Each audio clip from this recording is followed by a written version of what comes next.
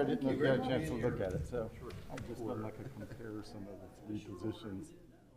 Saying is, oh, it wasn't fair that was due from this grade or the other. So I thought it'd be interesting for you to see like who went up, who went down. Okay.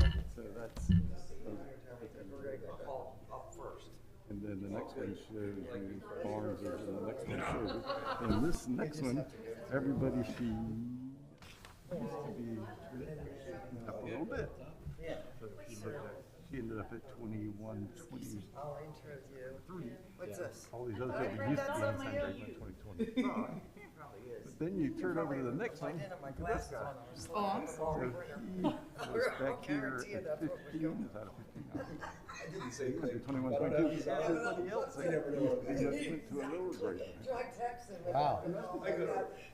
Third stay the same, and a third go up, a third go down. Isn't that ironic? Reassessment. Yes. It does. So it's just kind of ironic that the three that were requested. Well, Mr. Hudson already called me and said he's okay with the permit payments, but the other two's not food. Yes, well, you're gonna unleash a firestorm. If there was my name, I don't know where to slip it on my name. That's what you get for following me. Marty Hayes? Holy cow. Well, coming back Yeah, to, she's not on this. she's not because told not to submit such things. All right. Hey.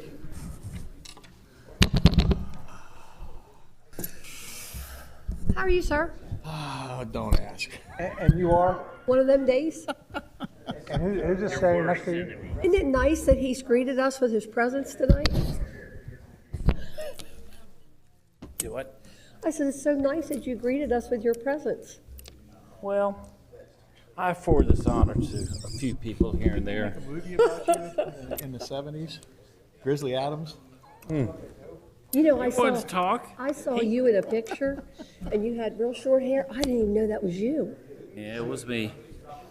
Lock, yeah, stock, good. and barrel. Don't worry, I'm still the same center. So, Well, they No made change one. there. They made one for me too, General Ben. oh, You know what? When you retire, we can give you a gift certificate to Great Clips. well, hopefully I'll have my hair cut by then. I just don't want to mess with it. You look so different with less hair, though. So much easier. Oh, well, yeah, I agree. When people make a derogatory statement, I say, well, blame COVID. And if they say they like it, I say, Even I got a haircut during COVID. So dry. I know in that one spot. spot. Little girl or little boy gave you a haircut. Yeah, we have new I tablets, looked do at we? it, I thought, Need a pen? well, I don't ask, but I thought, No? Need a pen? Oh, here she is. I didn't know I had that many. You want one? Speak and you shall get. believe it, when I saw it, I thought, no, I don't see this. It's 7 o'clock on the news. Good evening. Welcome to Kent County Levy Court meeting. This is a committee meeting. Kent County Administrative Complex at 555 Bay Road, Dover, Delaware.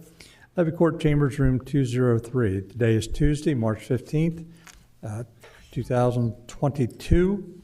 Before we get to the committee meetings, I'll turn it over to the county administrator to explain how WebEx works or phone in. Thank you, Mr. President. Good evening, everyone. This is a committee meeting of Levy Court in 555 Bay Road, Dover, Delaware.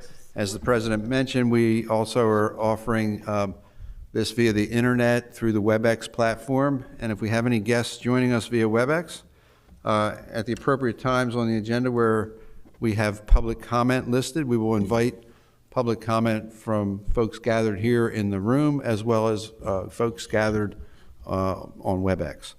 And we ask the folks on WebEx to keep their devices muted until such time as they're ready to speak. If you're on a mobile phone, *3 will raise an electronic hand that we can then recognize you and bring you in to the meeting room. If you're on a computer, there's a raise hand icon at the bottom of the WebEx screen that you can activate and deactivate at the appropriate times. And we'll remind folks as well at the times when we're ready for public comment.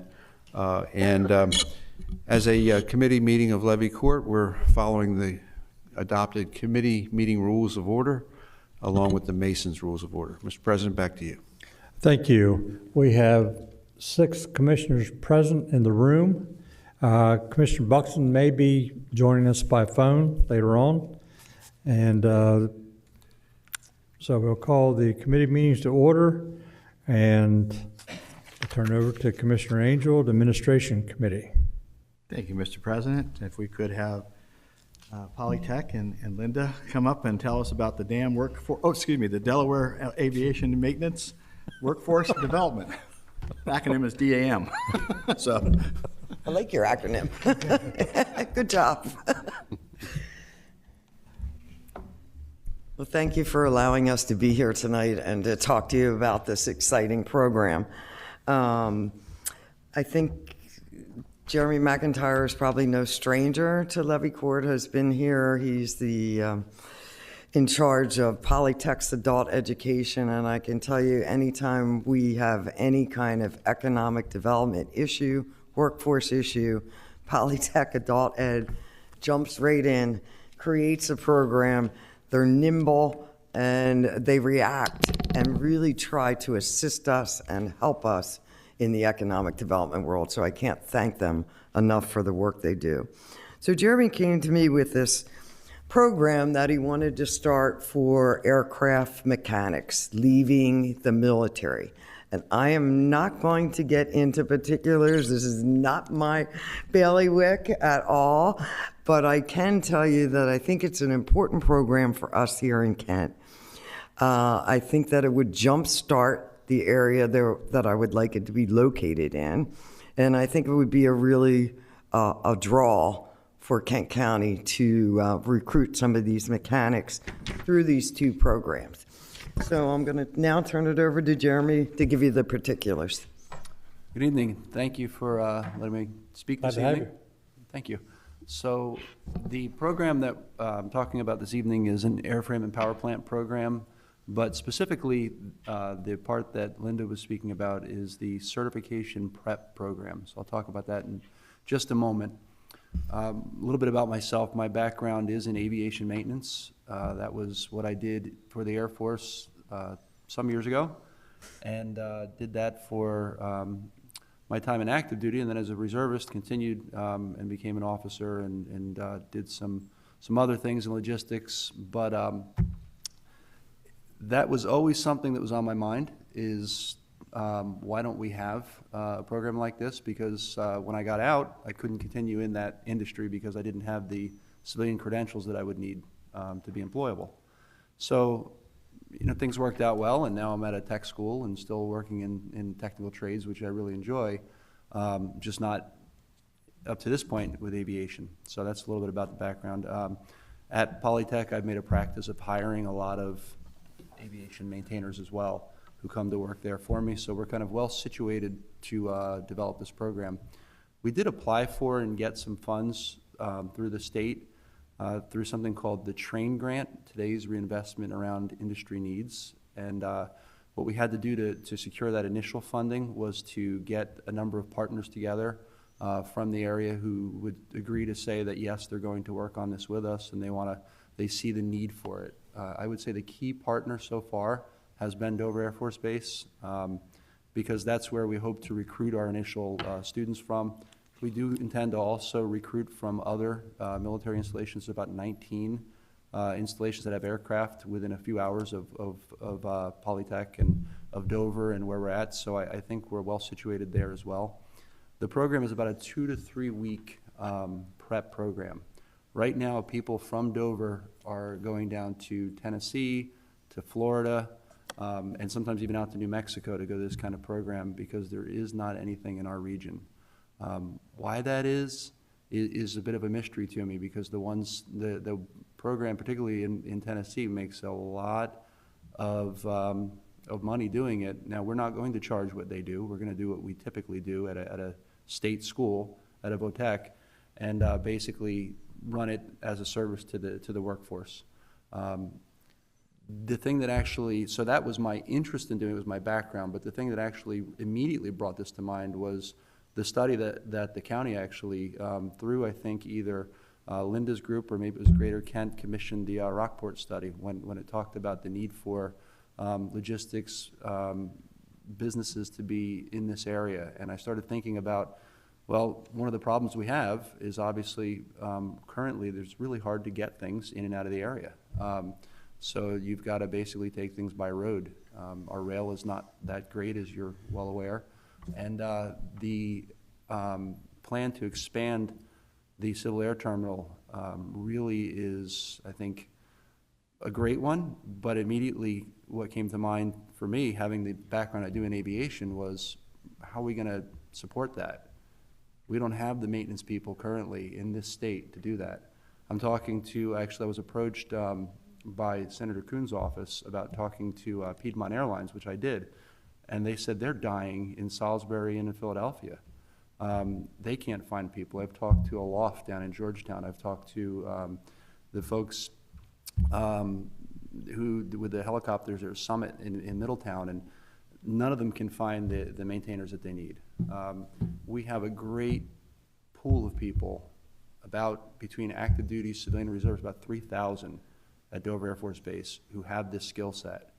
And right now, very few of them, because of the cost and the inconvenience of going down to Tennessee or Florida or somewhere else, are really getting this done. And then what happens is they do it when they leave, they get out, they move, they go get their credentials, and they come back. So timeline we're looking at, probably I'd like to be in a facility within the next few months. So as we get, I'm applying for a second part of this grant. I anticipate getting it. I've applied for 6 in the past, and I've gotten 6. Every time I got a part 1, I've gotten a part 2. When I get the second part, I'm going to start acquiring. Right now I'm writing curriculum, and I have people helping me with that. I've sent a person off to one of the schools to go quietly study what they do and find out how they're doing it. So he's taking their class right now and may or may not be best practicing. We call it best practicing. So we're doing that. We're doing everything we can with the funds that we have right now to get ready. The big obstacle that I have is the equipment and the training equipment. That's one. The second big obstacle is location. We don't have room for it at the school. We don't have room for it at Polytech. I wish I was there right now. I could show you. Right now I have maintenance people stacked up on top of each other. And literally I've had to take in the last couple of years every extra dollar that we've gotten and make the training equipment that we have mobile. I've actually lifted it up, put it on casters. In some cases I have jacks that I come and I have my workbenches. I can jack them up, move them, push them out of the way, so I can bring in a diesel truck and do diesel truck maintenance. And then when that's over, take the forklift, move the diesel truck back out, and then pull in something else. And all of a sudden now we're teaching an outdoor power equipment program in the same space. And so we're busting at the seams there with what we're doing. So what we really need now is space, and then the second thing is that equipment. And for the equipment piece, that's what I'm hoping this grant that I'm applying for will help me with, is really to spend that on further curriculum development, equipment, and then continue to kind of build as we go and buy. I've even been to some little local airports and talking to them, hey, do you have any used aircraft you're not using right now? Because I'd like to buy them off of you.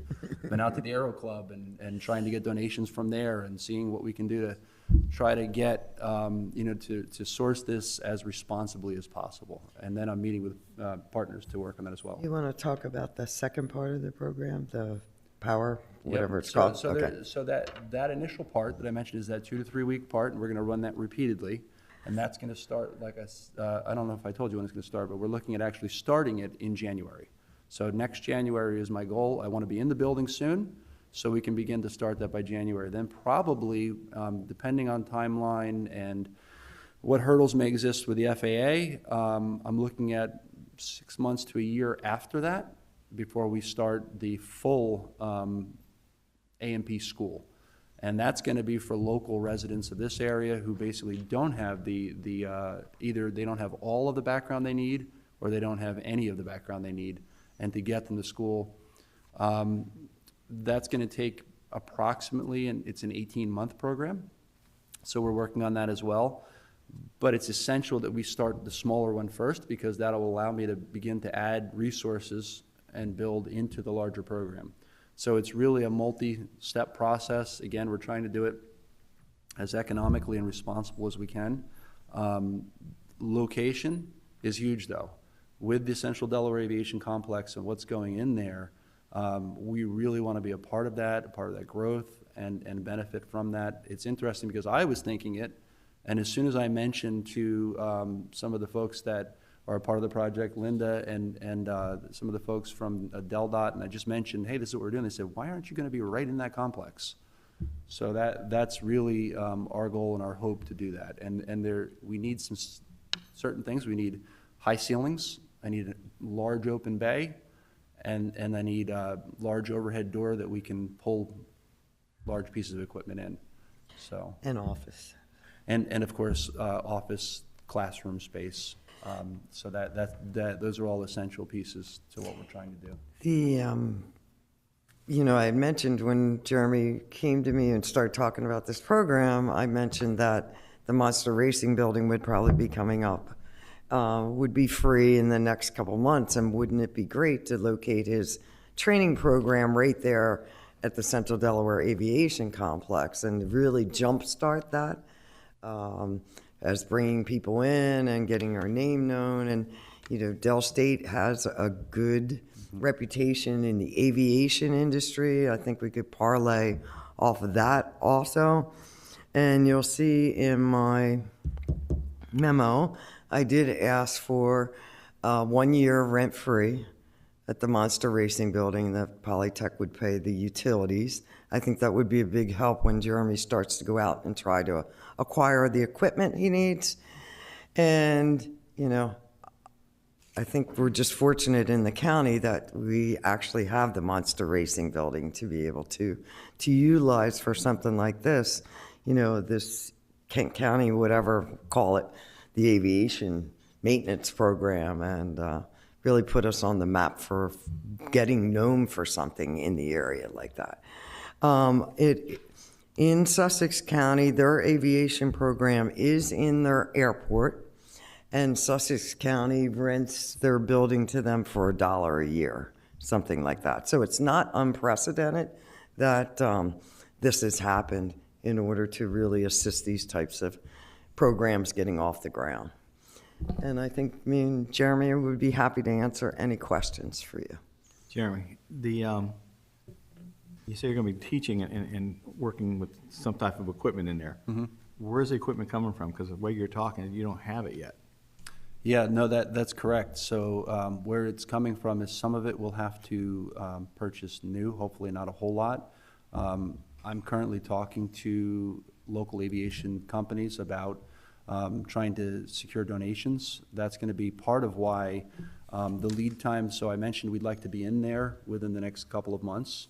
And then I also mentioned that we won't be starting actually delivering classes for about 6 months after that. The reason for that is because during that time period is when we're going to be getting that. I will be using some of the funds, and we've got quotes and prices, to secure some of the equipment from this grant that I've applied for. I've actually gotten the first stage of it, and the second stage, the implementation phase, I'm fairly confident we'll get that as well. And as soon as we do, we'll be using that to begin purchasing some of that equipment. So as I said, a number of different sources, hopefully as much as possible used, gently used, but used. Some of it new if we have to, because there'll be some things that probably are hard to secure used. I've talked to the base about potentially getting some stuff from them. Made a great contact yesterday and found out that the NTSB is actually closing down their schoolhouse that they've had for a while, where they teach like accident investigation and crash recovery. I don't know why they're closing it, but I love when schools close like that. Other schools, we had Kohler close down a school, and I bought everything they had, hundreds of thousands of dollars of stuff for like a fraction of the price. And so now we have an awesome outdoor power equipment program I bought just that way. So when I found out that the NTSB was closing down, and I have a contact who used to work in that office and basically is right now working on trying to get me some of that equipment. So again, the idea would be to purchase it as much as possible used. Even I've, like I said, been to local airports and talked to people who have like planes that are just sitting in, right now and not being used. We do need to have at least one functional aircraft, not to fly, but to taxi back and forth. It's part of the program. And then I need to have several components and parts and engines and that sort of things. And the one real good benefit I have is the gentleman who actually started the program, even though ours is going to be quite different, but the program down at Georgetown for Delaware Tech is actually going to be helping us with developing our program. So that's a big asset, and he knows exactly what they needed, and so he'll be helping me as well with sourcing some of this. Is this jet and propeller? Yeah, absolutely. So you have to teach both. Quite honestly, most of the people that we're training are not going to be working on propeller aircraft. They're going to be working on jet aircraft. They're going to be working for local airlines. They're going to be working on, commercial Learjets, that sort of thing. There won't be a whole lot of small, but you have to teach it because the FAA requires it. And the FAA basically sets the rules. So you have to have one prop engine and one turbine engine. So you have to have both. And so we'll do that. You don't have to have, you can just get a prop aircraft, which is what we will do to begin with.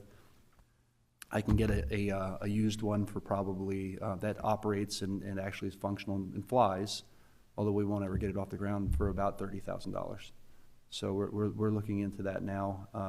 Got one that I've talked to somebody about, but until I find out if I can get some stuff donated, I don't want to give them any money yet, so.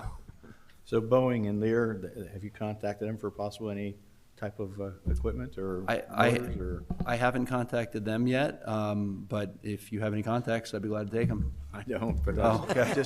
just trying to figure out Yeah. how this is going, so I Yeah. asked a question. No, I do have contacts who are in the industry, like I mentioned, and are working on trying to source some of that stuff for me. So I'm working on that, and hopefully we'll get some help. I've had some offers of help from like some folks who want to donate, because we do have a nonprofit arm of the school, what we do, and so I'm looking into setting that up as well. So, Okay. Mr. Masson? Jeremy, from my perspective, if we have a building available, we do, and it meets the requirements for what you need, it only makes sense to me to do that. And I know when I was mayor of Smyrna, we had a building available for somebody who wanted to start a business, and we gave it to them rent-free, but they paid the utilities, and then as their business expanded, then we expanded the rent to commiserate with what their income is. But I think, it's a great use of that building, and I certainly support it. thank you. Thank you. Anybody else? Mr. Fettermash? Commissioner Angel. Good evening, Jeremy. Just a couple things. I was wondering, when you were talking about the equipment, do you have an idea of net cost, aside from grants and donations? I mean, is there an approximation of what the capital cost will be? Yeah, so I know what it would cost if I bought it all new, which I'm not going to do. Yeah. And if I got everything I needed for that larger school. So I talked about phasing a staging process. And so if I do the staging process that I mentioned, right now I'm looking at probably about being able to get what I need to start this initial piece, somewhere around 150. 150,000? Correct, yeah. Oh, okay. Is to get the initial stage off the ground. I'm probably going to get about 100,000 for this grant that I'm going to ask for, which means I've got to find the other 50, and I can probably do that. I can do that. I can figure it out somehow. I'll reach out to some other sources and try to get some help to do it. So I think that I can do. Probably won't all be, again, today. It's going to be, over that period of months until we open the doors, that we'll be doing that. If I was to buy everything I needed for the larger school, and I was to get it all at once, and I was to get it new, I almost hesitate to say the number because it's not going to happen and I'm not going to spend this. But if I just had an open checkbook, I'd be looking at about $2 million to get everything. But that's not going to happen. So the only way that happens is if I get some massive, even if I did, even if, let's say, the Economic Development Agency comes to me and says, hey, we want to fund your program 100%. I guarantee you I wouldn't spend it all that way.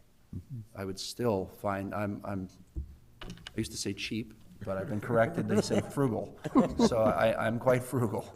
And I would find a way to squeeze some extra mileage out of that money, so. Well, that's good, useful information for us. Don't plan small, plan big. And, Yeah, thank you. and- But at the same time, I want to plan responsibly. So Yeah. that's right, yeah. And the potential's great here, and I think it's important for us to know that there may be some other needs besides the building. Currently, the building has a tenant that's going to be leaving. The departure date is somewhat elusive, Okay. although it should be happening relatively soon. They're out of lease, but they're still in the building. So we're working on that. A couple things. The current tenant, and we have some history, the utilities are in the county's name. We wanted to keep it simple. So the utilities, we didn't, there's cost to close an account and then open an account on top of just paying so we kept the accounts. And they average the current user averages about $600 a month for all utilities. In the City of Dover, utilities. City of Dover, water, sewer, electric. So it's just information for your purpose. And it varies depending on seasonality, but Seasonally, I'm sure, yeah. it's about average around 600. And then the other thing would be insurance. We would need to, if we're going to proceed, we would need some evidence of insurance, and that you would, the adult education program would insure, add the county as an additional insured, a general liability, property casualty type of coverage would be needed. And we document all that in a lease. Sure. If the commissioners are inclined to proceed. I agree with Commissioner Maston. I think it's has great potential, and it fits with the long-range plans for that area as an aviation hub in the future. So, good luck. Thank you. Thank you very much. Anybody else? Because this is going to be a school, I guess you're going to be charging tuition? We will. So the tuition that we'll charge, though, as I mentioned, will be roughly in keeping with what we typically charge. And again, we offset all of our tuition through grants and supported through other apprentice dollars and that sort of thing. I am actually playing around right now with the idea of that longer program being some variation of an apprenticeship program. And if that's the case, I may have some money to apply to help alleviate some of the tuition costs as well. But in any event, it will be within, if you were to go on our website, polytechworks.com, you can look at what we generally charge. And we keep our tuition very, very affordable. It's more affordable than you're going to pay in any higher education institution, so. And their graduates get jobs. Yes. The graduates are working, probably your HVAC or your electrician has probably graduated from Polytech's adult ed. Commissioner Angel, if I could, I want to clarify myself on the utilities. We kept it in our name, but what we do is we pay and then we get reimbursed by the current tenant. If we kept that arrangement, I didn't include that reimbursement when I first mentioned it. We're just not covering the cost of utilities. I understood that. Yeah, okay. And yeah, we would certainly figure that out. And Yeah. I think Polytech's been around a little while. I think we'll be able to make good on our Okay. on our bills. So Welcome. And I did put that in the memo, that they would pay utilities. I did put that in the memo. Thank you. Anybody else? Any commissioners? I'm excited. Yeah, I am too. thank you. Yeah. So look does this forward go to it. on consent? How does this work? Like, what's I the was going next? to ask that Okay, question, got Mr. it. Spittermash. Well, in Linda's memo, there was a motion offered, and we may want to modify it slightly to just indicate if Levy Court's with concurrence of Levy Court, that the president would be authorized to sign the lease for a term of 1 year. We'll flesh it out. But this could be a consent item. It could be an action item at the next business meeting, whichever commissioners prefer. Is everybody okay with consent? Yes. Move forward. 6 in favor. Is there any public comments on this item? Any public comments? Anybody online, Mark? We have any? Yes. If we have a guest on the WebEx that wishes to address Levy Court on this matter, *3 on your mobile phone will raise your hand, or you can activate the raise hand symbol on your desktop.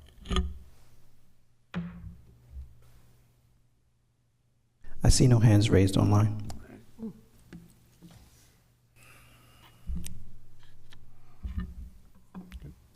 Thank you very much. Thank you. Thank you for the opportunity. Having nothing else, back to you, Mr. President. Okay, next item on agenda is Community Services Committee. Commissioner Sweet, Chair, turn over to you, sir. Thank you, sir. Joining us tonight, Ray Teet.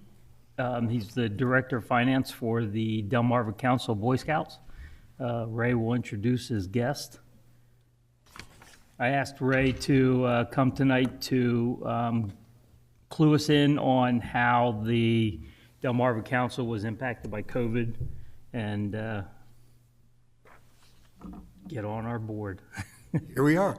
So thank you, everyone, for the opportunity to be here this evening. I kind of took liberty to ask Robert to come also.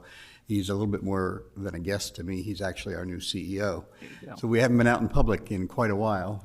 He started in January of 2020, and then we went into pandemic and lockdown, so he hasn't been here to meet you before. So I just want to introduce our Scout Executive, Robert Nakagawa. I don't know if you want to say anything now, or... Thank you for the opportunity to be here. I'm born and raised in Hawaii. People ask, how'd you end up in Delaware? I think it's a missionary type thing. I love the Boy Scouts and the work that we're doing and the impact that we make. And it's just a privilege to be here from the 50th state to now I can say the first state, so it's pretty cool. We are definitely making this a home, and I'm planning on retiring and getting buried here, if you will, but love the program and just want to continue to see it grow. But the impact from COVID has been significant. What part of Hawaii? Born and raised on Oahu, so spent my time there. Grandfather saw the whole bombing of Pearl Harbor. I mean, you name it, got the roots there, 4th generation in the islands. And then I spent 8.5 years on Maui after, I did about nine years as working on Oahu and serving many islands throughout the Pacific. And then I did 8.5 years on Maui as the Scout Executive there and 2.5 years in Denver as the deputy there, and came here. It's just over 2 years now. Great. It's over 20-something years working for the Boy Scouts. Glad to have you. Welcome. It's a privilege. Thank you. So it will be quite a while before retirement or death. So you'll see him in plenty more times here at this table. Oh, my. So what Commissioner Sweeney asked us to do was just kind of bring you up to speed on what happened to the Boy Scouts during the pandemic and where we are in terms of recovery, both in dollars and even more important than that, in membership. And so pre-pandemic total revenue for us was about $4.7 million a year.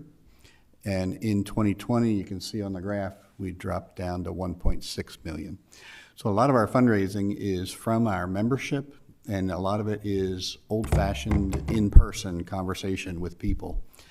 And a big part of our operating budget is from program revenues, primarily our summer camp operations. And in 2020, we found it very difficult, impossible almost, to do all the way back there yet, to normal with our fundraising operations, with our scouting families and communities and business persons. Our big part of our fundraising is special events. We hold, I think everyone here has probably been to one of our Distinguished Citizen Event Award, and we haven't been able to do those with in-person events for almost 2 years now. We had our first big one outdoors. The ARPA funds that may be available for community organizations, that have suffered this kind of loss from due to the pandemic. More importantly than our economic hardship, though, is what has happened to our membership. And Robert is going to talk a little bit about that. And there's the picture of what that looks like. So you can see the overall membership. So I think we have a much more robust and a safer program, and we have to do a better job of communicating that, especially given the media and the things that's gone into the press lately. But we are safer than we've ever been. And right now, the biggest challenge, we don't hear too much of that. I mean, that's out there, and it's going to come up a little bit more as we end the bankruptcy on the national level. But none of that, outside of that cloud, the Delmarva Council hasn't been impacted financially. We do have a part that we are going to contribute, but it hasn't impacted our operations the way COVID has. Our existing members are aware, and they're our biggest promoters as well, but just not being able to get into the schools and do some of that traditional recruiting has been our biggest. I mean, I'll take the bankruptcy, if you will, over COVID any day. The COVID has definitely been a bigger nightmare for us than the cloud, if you will. And the bankruptcy has, or the negative publicity hasn't really affected current membership. All the polls show that the people who know scouting are still supportive of scouting. Where it will have an impact is with future recruitment, with families who don't know the Boy Scouts. And that's our reason for focusing on the messaging and recruiting new families to scouting. Thank you. Mm-hmm. So we have kind of a two-pronged approach to try and alleviate some of this. And Robert, if you want to talk about the staffing and sure. with that. We had a 30% staff reduction based on the loss of revenue, and we've not really recovered that. And $120,000 will help us to recover, not a significant chunk, but we'd like to get an executive for the Kent County area called the Two Bays District. That would help in delivering the program, getting more visibility in the community. Program support, as there are opportunities here in Kent County that have some less advantaged kids, that we can go in and provide after-school programming in partnership maybe with the Boys and Girls Club so that those youth can learn the values of the Scout Oath and Law. And also helping with some of the occupancy expenses at Ackridge, since we've got our... Part of the path forward that we see is if we can develop enough of the property at Ackridge to attract new families, then that can be a major tool for us to encourage new people or families that we don't know to participate. And so we plan the build out, which I've been in this room several times to talk about that build out, which we have inched our way along for the past 10 years. But if we can raise that $3.5 million, we'll be able to build out enough of the camping and program facilities to actually open a resident camp, provide overnight family activities there. And that's really our goal. Yes. Whoops. Sir, where is the Ackridge Scout Reservation located? So we are on the POWMIA Parkway at the foot of the bridge. So right behind the Boys and Girls Club. That is. I Yep. just had not heard to this road reference. Actually, here's a picture of it right here. So that large building on the left is the Kent County Parks and Recreation, and then what's in the green are all of the Ackridge facilities that are planned. Okay. The facilities that we're talking about for this phase to get the camp open are all of those that are in the south end at the bottom of the picture there. The swimming pool, the additional pavilion, the campsite structures, and in the far north there is a kitchen facility. And so we will plan to provide food, meals for people who attend there.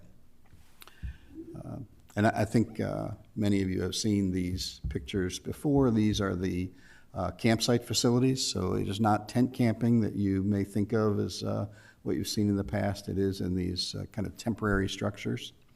And then there is also that kind of plain brown building on the bottom left there is is a comfort station, which is showers and restrooms. That's located right in the middle of all those campsites. That's a picture of the kitchen on the top right there. It's just a rendering of the outside of the front.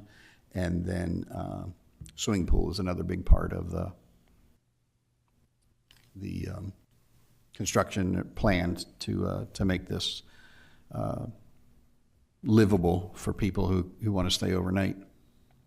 These facilities are all planned to be world class. Becker Morgan and their team has worked with us for going on 15 years now to design all this, and we're excited about the opportunities that it provide for families. It also will, I know as Commissioner Sweeney has mentioned in the past, provide some good economic impact for Kent County also. Families who bring their children here will stay in and around the Dover area. There will be opportunities for non-scout groups to use the facilities, rentals for other types of activities, which we do anticipate those gearing back up again. We have a couple of events this spring that will be held at the amphitheater and in the facilities that we do have on site. And we have worked with Kent County Parks for other types of activities held at the camp. The Halloween superhero drive-through we've had for 2 years now there. It's been super successful. We've had a great time doing that. And these restroom facilities would support that also. Victory Gardens. True, I didn't mention the Victory Gardens, that no money needed for that, but we have had super success with our Victory Garden program there. And Commissioner Sweeney's son Cameron is a big champion of that, been working hard to try and grow string beans and squash, which they took out of there in bushel baskets last summer. So lots of things, a lot more things like that we can work on together as we move forward with this project. So, and our plan is for these facilities to attract new families as members in the Cub Scouts. So this is all for younger age children, and that's the reason for our approach here. Our biggest challenge is we are sometimes our own worst enemy. We meet indoors, we camp outdoors, we're not visible. And for me coming here, my biggest mission is to just make scouting as visible as possible, be as big a part of the community as possible, make our headquarters a community center, if you will, so it becomes an opportunity for more families to come camping. And I don't know who's never wanted to not camp in a treehouse, but all of those things there is all designed primarily to attract young families and kids to come camping. And again, that's the influx. That's what our focus is just getting Cubs, elementary age youth and their families out camping and understanding the outdoors and learning the Scout Oath and Law. So Commissioner Masson's question about where is the Ackridge Scout reservation is typical of things I've heard. There's a guy that lives less than a mile from my house, had no idea you guys even existed. So, and as much as I get the word out to people who are in my close circle like him, I'm surprised he didn't have any idea that you guys even existed there on the Palmilla. We were actually looking at trying to see if we can host some kind of community event outside of the things that we're doing. They've got all kinds of festivals throughout our peninsula, and we're wondering, seeing if we can have a festival at our own property with our scouts and our leaders and having the food trucks or whatnot, just to make it a big community event. And a lot of that is becoming more part of the community and becoming a lot more visible. I think the better we are at becoming visible and a part of the community, it'll also help drive our membership as well. So one of the things I was trying to get done before COVID hit was to bring the Delaware Air National Guard band down to play in the amphitheater. You guys have a 1,500 seat amphitheater there. It would be beautiful for the back set with the sun going down, and that those guys are so good, to come in and play, and it fit right in with that whole venue. So Mike, moving forward, is this something that we get on Tetra Tech's list like we have with the fire companies, with food bank, with? Yes, every Monday we have a conference call with our consultants. Tetra Tech is a consulting firm that we hired to help us navigate and determine appropriate uses for the ARPA funding within the federal structure and limitations. And so we meet virtually every Monday, and I did share with them your letter and asked them to take a look at it and to advise us on, how this might fit within the framework of ARPA so that we could share that back with the commissioners. So it's being considered now. So that's, what we can do is to have them come back and say, here are the things that,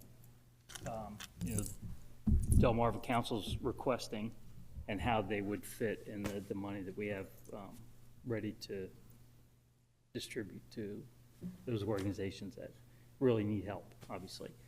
One of the things Ray told me on the phone the other day was their loss in revenue almost closed Delmarva Council. And that would be a great loss to Kent County, would be a great loss to us personally because of the economic development that you guys bring to the county anyway. I don't want Kent County to be in a position to have to buy 85 acres of land because nobody else wants to use it, although we could turn it into the Kent County Park and Ride or the campground or whatever. I don't want to do that there. I think that the Delmarva Council and the Boy Scout program is a great program. I'm hoping that Tetra Tech can look at it and give us an idea of what we can do. Yeah, one of the challenges for us as an organization is how we equitably distribute the funds, and being a nonprofit organization, or a lot of nonprofit organizations, so how do we parse out which ones we support? The one differentiation, at least my view, is that we've been partners since day one on this project, even before we ever owned the land. Commissioner Maston, we partnered with the Boy Scouts. It began probably in 2009 when the Kesselring property became available. There was a lengthy negotiation with the Kesselring family on acquisition of the property, and an organization called the Conservation Fund helped us negotiate with them. And so the property was purchased, and as soon as it was purchased, how many acres do you have? 80 acres? 85. 85 Yep. acres were Yep. immediately transferred to the Boy Scouts, which they paid for. We kept our portion, and ultimately that's where we built our recreation center, and Boy Scouts began their planning and development for the Anchorage camp. So we've been partners for a long time, and that to me should be considered. Also, some of the ARPA funding, clearly part of the objective is to help rehire people who were laid off during the pandemic for a variety of reasons, so that may fit into the scheme of things there, of eligible uses. The capital side's a little bit different, although improvements to outdoor recreation are certainly echoed throughout the ARPA legislation. The pandemic taught us that one thing we can encourage, particularly during times when we don't want to be indoors in close proximity to each other, is to be outdoors and to do things like that. So, it's under consideration, and I imagine Tetra Tech will be reporting back to us, which we'll share back with the commissioners. So, Robert, are you at the lodge every day? Because of the pandemic, we're all over the place. I do a lot of meetings now on Zoom because we've got people up and down the peninsula. I'm actually heading down to Princess Anne tomorrow, outside of Delaware. But yeah, we've got meetings all over. But that's where my office is. Bring Joanne out. Yeah. Let her see it. Give you a tour. Yeah. I would love that. Be wonderful. Jeff, have you ever been there? Yeah. There you go. Got a couple of us that can come, and a lot of places you can show them, here's the pavilion, here's Not where. far, yeah. but Come a long way. It has. where this is gonna go. I mean, I've tried to get you guys to promise me that we're gonna have a Levy Court night and spend the night in yurts and tree houses, so. It's a Hyatt. Joanne, are there any yurts in Smyrna? I looked at that twice, no. But I'll be honest with you, my idea of camping is a Hyatt. Fair. Ritz and I'm good to go. I'm not into rubbing sticks together, sleeping in a sleeping bag. I wasn't a very good Girl Scout. I have noticed some campers out there. I mean, there are some, tents they set up in some of the circles that have been set aside for the buildings. Yeah, it's picking back up again. It's slowly, but it's coming back. Yep. Resources, yeah. Any other questions for our friends? Great to see you. Yep. Great to see you Robert, guys, too. Ray, Thank you very much. Thank you. Appreciate it. Appreciate it. I'm sure we'll be in touch. Continued service. Any public comment on this? Anybody online? Mark? If there's anyone that's online that would like to make comments on this item, please press *3 to raise your hand or *6 to unmute.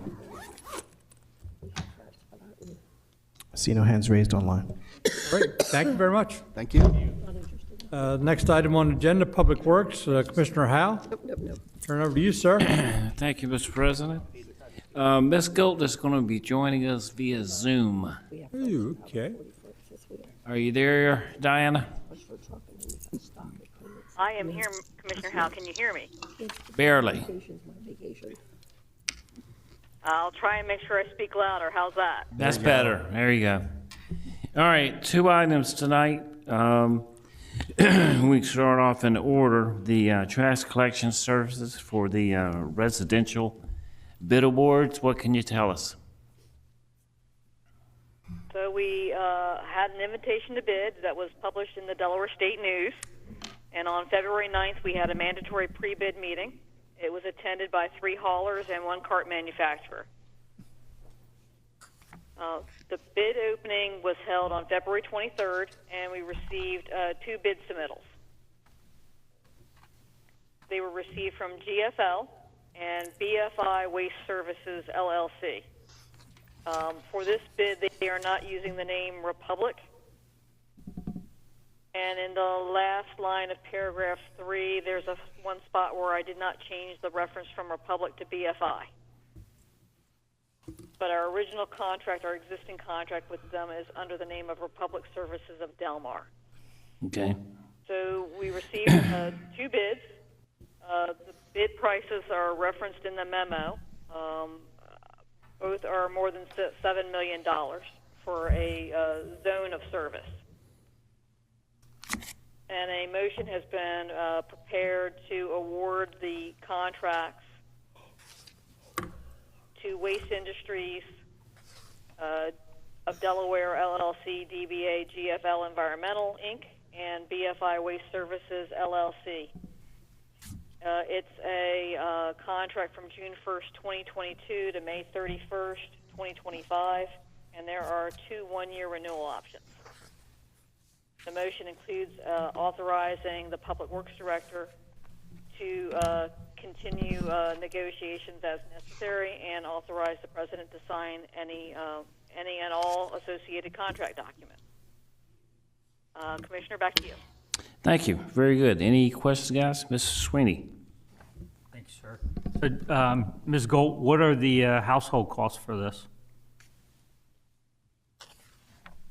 So the household costs are still under review, but we're looking at around $340 a year for the 3 services, yard waste, garbage, and recycle, and for the 2 services of around $311. Now what we're doing is we're not setting a 3-year rate, and tonight we're not voting on a rate, so based on the fluctuation of gas and other things that are that we're expecting, we are intending to set a rate for 1 year and then revisit the cost and see what the rate will be to the customers. And just in comparison, I have GFL, Green for Life, and I pay $448 a year for private trash pickup, and that's just recycling and trash. You need to move. Yeah. Well, This all is right. still a good deal. Yeah, it is good. Comes out to be, what, about $28.33 a month? That sounds right. I don't know if, Yeah, Commissioner Mass was asking about the per household per month. Do you have a rough idea? Looks like it's $28.33 a month based on $340 a year. Okay, there you go. So that's pretty cheap, because in Smyrna, we're paying $31 a month. There you go. Well, sounds like a good deal. Any more questions or comments? I'll go for the consent agenda. All in favor? 6 up. Next item. So the next item is the grass cutting contract. It's the bid award. The existing contract was terminated in November of 2021. Bid documents were prepared for a 2-year term with optional extensions. This work is performed between April 1 and October 31st each year. We received 5 bids at bid opening on March 9th. The costs in the table are the cost of services for 1 year, and the motion has the 2-year cost in it. C&M Lawns and More LLC was the low bidder, and we are recommending award to them an estimated amount of $114,300, which is the 2-year amount based on the unit prices. And funds will be from the FY 2022 and FY 2023 budget. And we're looking to have the president of Levy Court authorized to execute the contract agreement. Commissioner, back to you. All righty. Any thoughts, comments, questions? Yeah, Michael. Hey, Diana, Mike here. Who has the contract currently? The services were terminated with Nicholson's Lawn Service. Yeah. And I may have messed up. It's definitely Nicholson. Okay, thank you. You're welcome. Go ahead. Diana, Joanne, quick question for you. The gross disparity between high bid of 97 versus 57, is it just their rates to do the work, or is M&M just exorbitantly high? M&M previously held a contract with Kent County. I'm not sure why their price is so much higher than the others, but we did have 2 who were within the same realm of prices. The low bidder was, rounding down, was $57,000, and the next low bidder was in the same range of $59,000. I don't know if the others factored in some uncertainty for gasoline, or if they have additional insurance costs. But all bidders were required to have a certain amount of insurance. Thank you. I was just curious. Any other questions? All right, consent agenda. 6 up. Very good. Are there any public comments on the air or in the audience? Appears we have no one on the line any longer. Is that right, Mark? All right, Mr. President, back to you. Thank you. Seeing nothing else on the agenda, we will adjourn to the workshop, budget workshop in the Levy Court caucus room, and we will not be coming back to this room.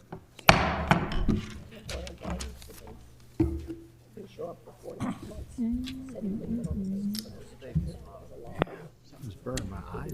Yeah, mine were burning too. Okay, so it's not just me. No. Man,